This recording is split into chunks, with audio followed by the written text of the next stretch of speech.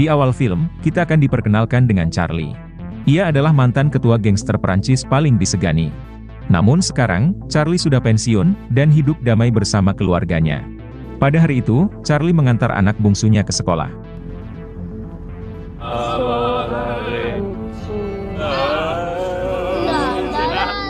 Ketika di dalam perjalanan, anak bungsu Charlie yaitu Anna, meminta untuk menonton pertunjukan sirkus, yang tengah beraksi di pinggir jalan. Charlie yang sangat menyayangi anaknya itu, tanpa ragu menurunkannya di sana.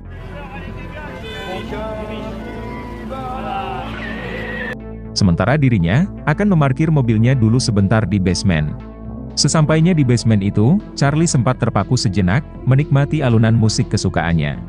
Kemudian, ia turun dari mobil, untuk segera menghampiri anaknya. Tiba-tiba sekumpulan orang bertopeng muncul, lalu menembak Charlie hingga tergeletak.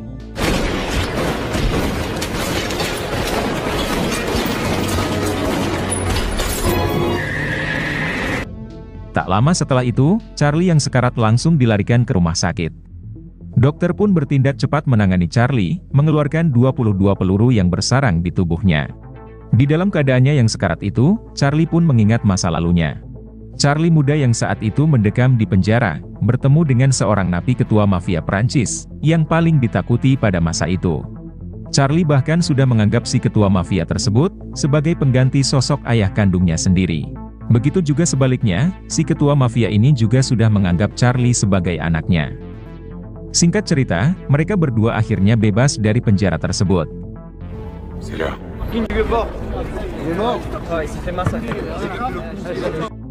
Pada suatu hari, Charlie mendapat kabar perihal si ketua mafia tersebut, yang telah tewas dihabisi oleh musuhnya. Kabar tersebut membuat Charlie sangat terpukul dan marah, hingga pada akhirnya, ia pun memutuskan untuk balas dendam. Charlie pun mengajak kedua temannya, untuk melancarkan aksi balas dendamnya tersebut. Kedua sahabat Charlie ini bernama Tony dan Karim. Apabila musuh Charlie itu berhasil dihabisi, maka mereka bertiga akan mengambil alih kekuasaannya. Sebelum beraksi mereka pun bersumpah, yaitu akan terus bersahabat sampai mati. Setelah itu mereka pun beraksi. Dengan mudah mereka pun berhasil, membunuh si ketua mafia tersebut.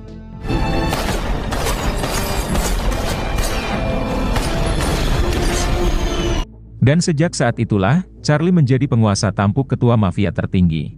Sedangkan Karim dan Ali, menjadi tangan kanan setia Charlie. Adegan beralih ke masa kini. Terlihat Charlie sudah berhasil melewati masa kritisnya, namun ia masih belum sadarkan diri.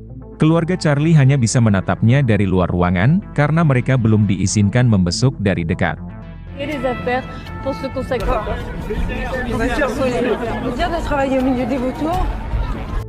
Singkat cerita, Charlie pun pulih dari komanya. Kemudian, ia didatangi oleh Rosa, yaitu detektif yang menangani kasus Charlie. Rosa memberitahu Charlie, terkait penyelidikannya sejauh ini. Di mana ia menduga kuat, salah satu pelaku merupakan orang dalam, yang mungkin sangat dekat dengan Charlie. Hal itu terlihat dari bukti yang ada di TKP, di mana ada peluru yang sengaja ditembakkan ke dinding. Yang artinya, seorang dari para pelaku, tidak berniat ingin membunuh Charlie. Kemudian Rosa bertanya kepada Charlie, apakah ia memiliki musuh yang spesifik, yang sangat menginginkan kematiannya. Charlie mengatakan, kalau ia tidak tahu.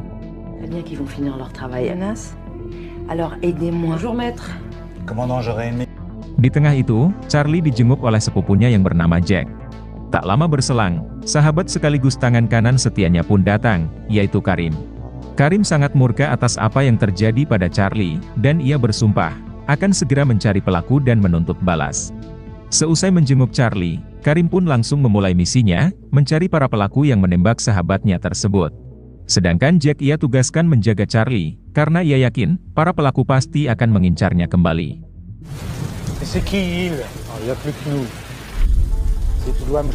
Dugaan Karim ternyata benar adanya. Terlihat seorang pria menyamar sebagai dokter, masuk ke ruangan Charlie lalu menembakinya.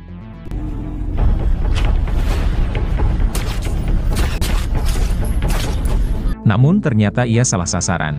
Karena ternyata, Charlie sudah dipindahkan ke ruangan lain, oleh detektif Rosa.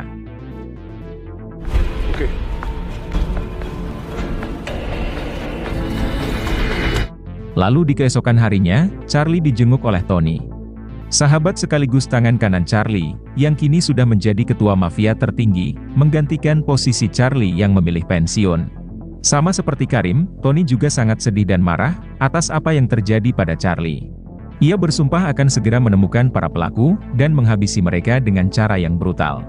Karena mereka bertiga sudah bersumpah akan terus menjadi sahabat setia sampai mati, yang akan saling melindungi satu sama lain.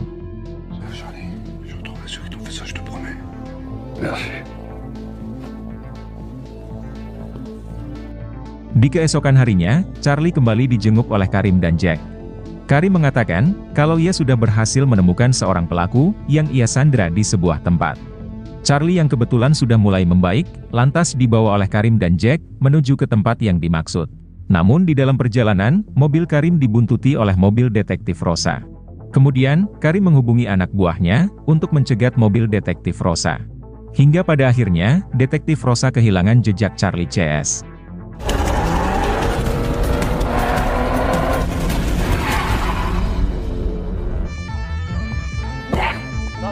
Singkat cerita, mereka tiba di tempat tersebut. Melihat sosok Charlie yang tenang namun brutal, si pelaku menjadi sangat ketakutan bukan main.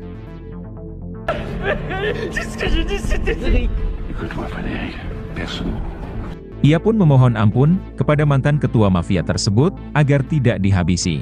Karena dirinya hanyalah disuruh oleh seseorang untuk menembak dan membunuh Charlie. Charlie berjanji akan mengampuni si pelaku, asalkan ia memberitahu siapa orang yang menugaskannya. Si pelaku yang tahu sebrutal apa sosok Charlie, tentu tanpa ragu memberitahunya. Dan orang yang menyuruhnya membunuh Charlie, tak lain adalah Tony, yaitu sahabat Charlie sendiri. Mengetahui akan hal itu, Charlie pun sangat kecewa dan seakan tidak percaya bahwa Tony tega ingin membunuhnya.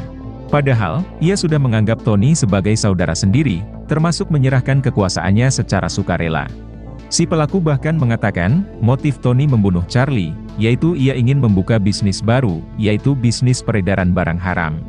Karena jika Charlie masih hidup, ia pasti menentangnya, karena selama ini, Charlie sangat anti dengan barang haram. Charlie yang merupakan mantan ketua mafia terhormat, ia lantas membebaskan si pelaku, sesuai janjinya dari awal, karena si pelaku sudah mau bicara.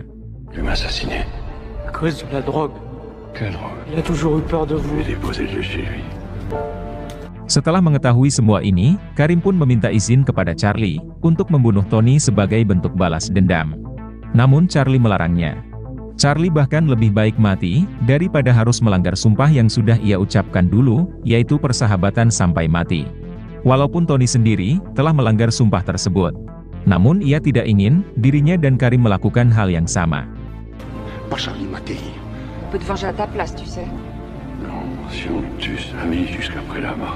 Kemudian, Karim mengantar Charlie ke rumahnya, yang berada di tepi pantai.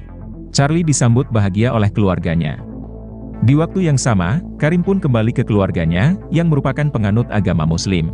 Meskipun berbeda agama, Charlie dan Karim tetap bisa bersahabat baik, dan bertanggung jawab kepada keluarga masing-masing.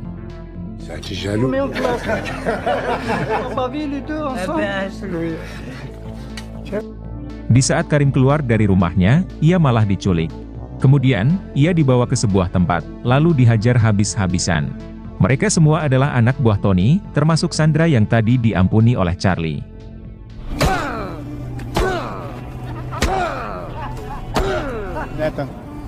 Ajudan Tony lantas menyuruh si Sandra untuk menendang kepala Karim. Si Sandra dengan senang hati melakukannya, karena ia memang membenci Karim, yang seorang Muslim.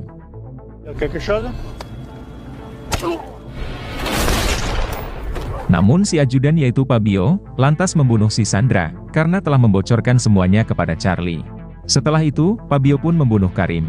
Kemudian, ia mengambil jari tangan Karim, untuk dikirimkan kepada Charlie. Sebagai peringatan dari Tony, bahwa perang antara dirinya dan Charlie, resmi dimulai.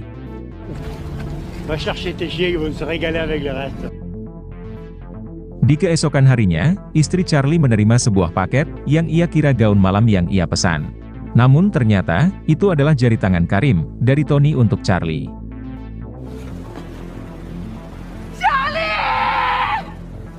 Di keesokan harinya, Charlie menghadiri pemakaman Karim. Keluarga Karim sangat terpukul, atas kematian Karim yang begitu mengenaskan. Charlie pun demikian, ia sangat terpukul dan marah besar. Dan ia pun sudah tidak peduli lagi dengan sumpah persahabatannya dengan Tony. Charlie akan memastikan Tony dan kelompoknya harus membayar mahal atas kematian Karim.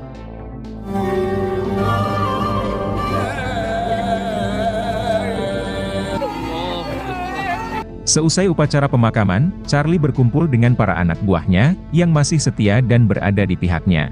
Charlie menyuruh mereka untuk membawa semua keluarganya pergi sejauh mungkin dari kota ini. Karena sekarang, perang brutal antara dirinya dan kelompok Tony akan segera dimulai.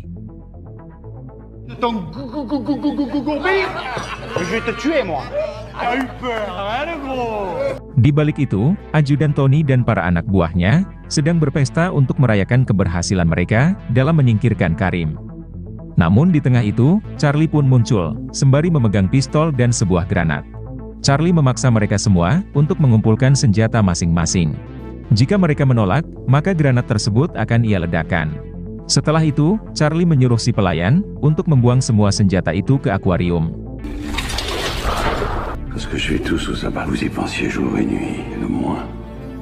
Charlie lantas menegaskan kalau ia akan membunuh mereka semua, namun waktunya bukanlah sekarang. Karena Charlie ingin memberi waktu kepada mereka untuk berpamitan kepada keluarga masing-masing sebelum mati. Untuk membuktikan ucapannya bukanlah isapan jempol belaka, Charlie pun langsung membunuh seorang dari mereka, yang seorang bujangan tanpa keluarga.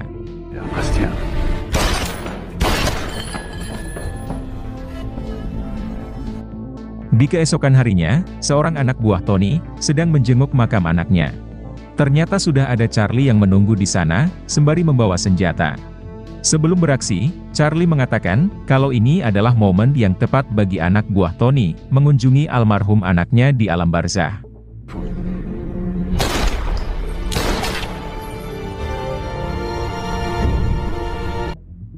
Kelompok anak buah Tony yang sudah mulai panik, lantas mendatangi rumah Jack dan mengobrak-abrik barang di sana.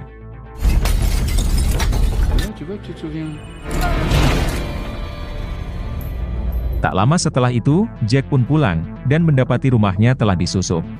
Jack sadar kalau ini adalah perbuatan anak buah Tony, dan ia pun langsung mendatangi Charlie di tempat persembunyiannya. Terlihat seorang anak buah Tony mengikutinya dari belakang. Ternyata mereka sengaja melakukan semua ini, guna mencari tahu lokasi persembunyian Charlie. Comment tu le trouves?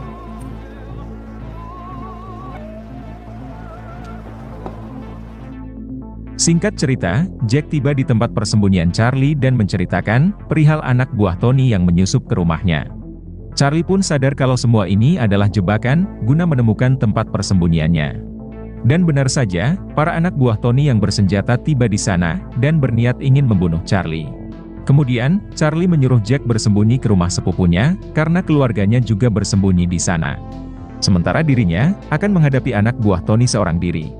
Hingga terjadilah baku tembak.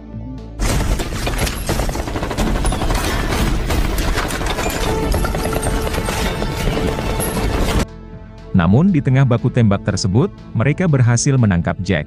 Sedangkan Charlie berusaha kabur dengan motornya. Hingga terjadi aksi kejar-kejaran yang diwarnai baku tembak.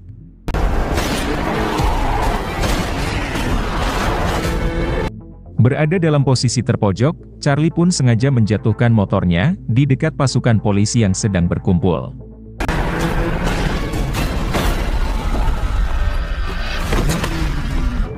Sehingga kelompok Tony dengan terpaksa menghentikan pengejaran mereka.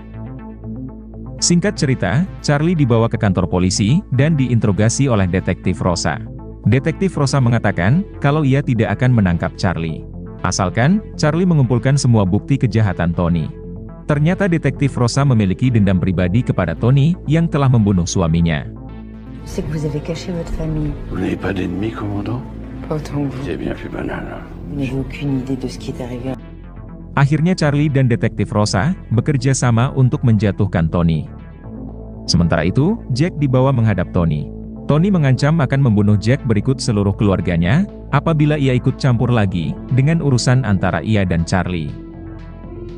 Beralih ke Tony, yang saat ini sedang menghadiri pesta pernikahan adik lelaki kesayangannya.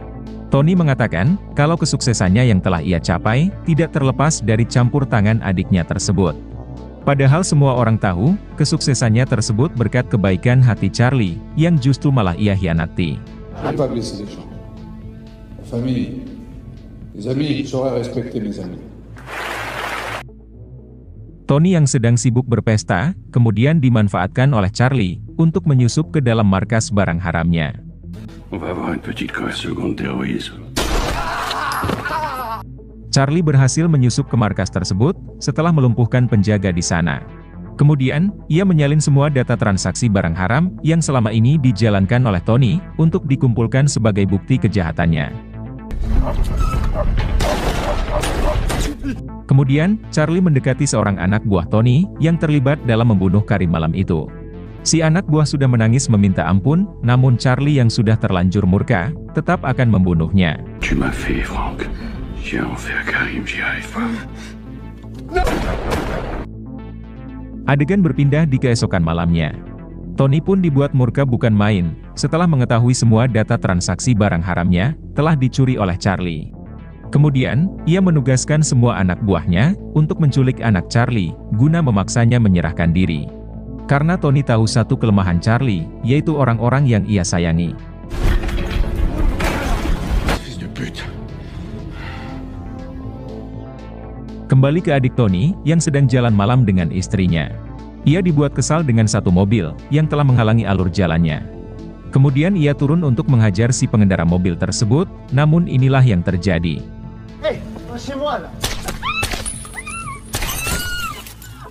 Ternyata itu adalah Charlie, yang langsung menembak mati adik Tony tersebut, yang juga ikut andil dalam membunuh Karim. Beberapa hari kemudian, terlihat anak buah Charlie, sedang menjemput kedua anak Charlie dari sekolah. Inilah yang terjadi, ketika mereka akan beranjak pergi.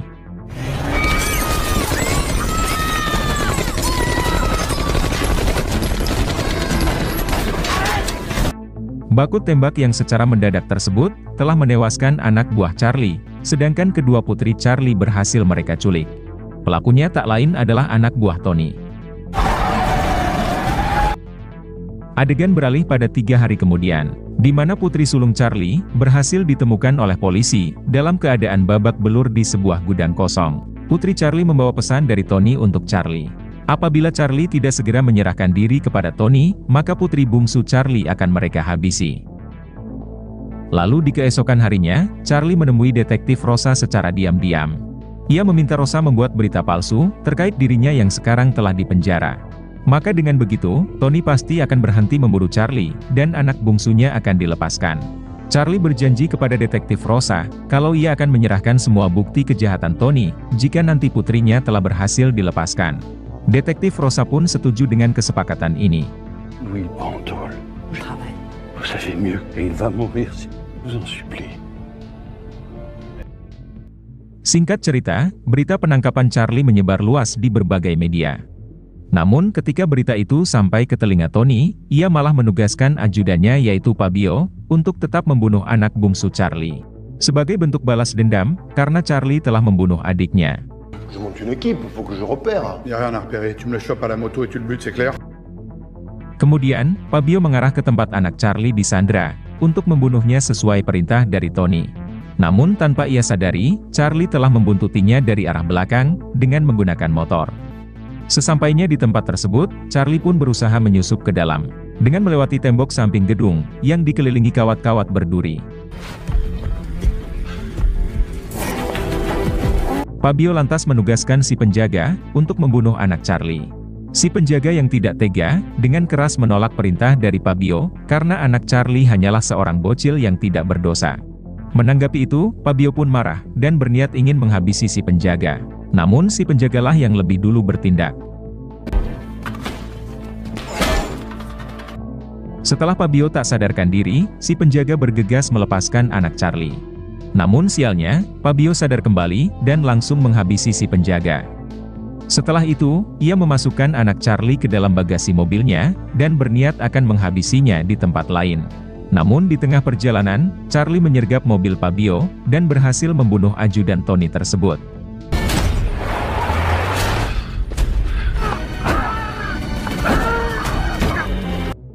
Pada akhirnya, Charlie berhasil menyelamatkan anak bungsunya itu.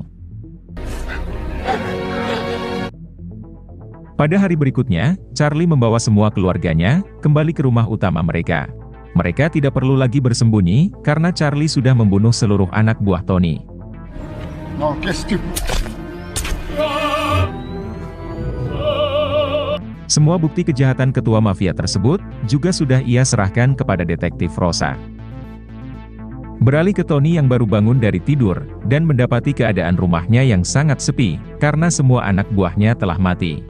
Lalu tiba-tiba Charlie muncul, sembari menodongkan senjatanya. Pourquoi aider? C'est pas seulement les effets de ma famille. Pourquoi t'as fait ça? Merasa sudah tidak ada lagi harapan untuk kabur, Tony pun meminta Charlie untuk segera menembaknya sampai mati. Namun Charlie datang bukan untuk membunuh Tony, melainkan untuk membawa bendera perdamaian. Karena Charlie masih setia pada sumpahnya untuk menjaga persahabatannya dengan Tony sampai mati. Namun Tony malah memanfaatkan kelemahan Charlie tersebut dan berhasil membalikkan keadaan dengan membuat posisi Charlie terpojok. Pada akhirnya Charlie sadar bahwa Tony memang sudah tidak bisa lagi diajak berdamai. Sehingga inilah yang ia lakukan. Namun ketika Charlie akan menghabisi Tony, pasukan polisi pun muncul, menggagalkan aksi brutalnya tersebut. Pada akhirnya, Tony pun berhasil diringkus. Di keesokan harinya, Charlie menemui detektif Rosa di kantor polisi. Detektif Rosa mengatakan, kalau Tony akan divonis penjara seumur hidup, atas penjualan barang haram dan pembunuhan. Detektif Rosa juga berterima kasih kepada Charlie, karena telah membantu polisi dalam menangkap Tony. Dan secara tidak langsung, membantu membalaskan dendam detektif Rosa, atas kematian suaminya yang dihabisi oleh Tony. Charlie juga dibebaskan dari segala tuduhan, karena telah membantu pihak kepolisian. J'espère ne plus erreur. Setelah itu, Charlie pun dijemput oleh Jack. Kemudian, Charlie meminta Jack untuk mengantarnya ke basement, tempat pertama kali ia diserang, dan menjadi awal semua malapetaka ini terjadi. Setelah sampai di sana, Charlie pun mengatakan kalau ia sudah tahu, Jack ikut terlibat menyerangnya waktu itu. Sebelum menghabisi Jack, Charlie memberinya kesempatan untuk menjelaskan, apa motif Jack menginginkan ia mati. Jack pun membela diri dengan mengatakan, kalau ia hanya disuruh oleh Tony untuk menembak seseorang. Jack sama sekali tidak tahu kalau targetnya adalah Charlie.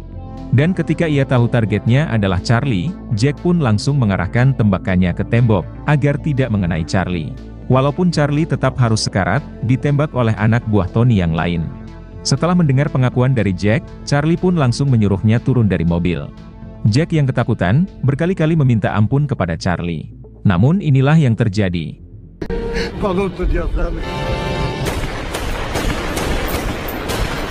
Ternyata Charlie hanya mengarahkan tembakannya ke tembok, seperti yang Jack lakukan waktu itu. Yang artinya, Charlie sudah mengampuni Jack. Di akhir film, terlihat Charlie tengah berlibur bersama keluarganya. Impian Charlie ingin hidup tenang di hari tua, akhirnya tercapai, tanpa gangguan dari musuh. Termasuk musuh yang berkedok sahabat atau saudara. Lalu film pun selesai.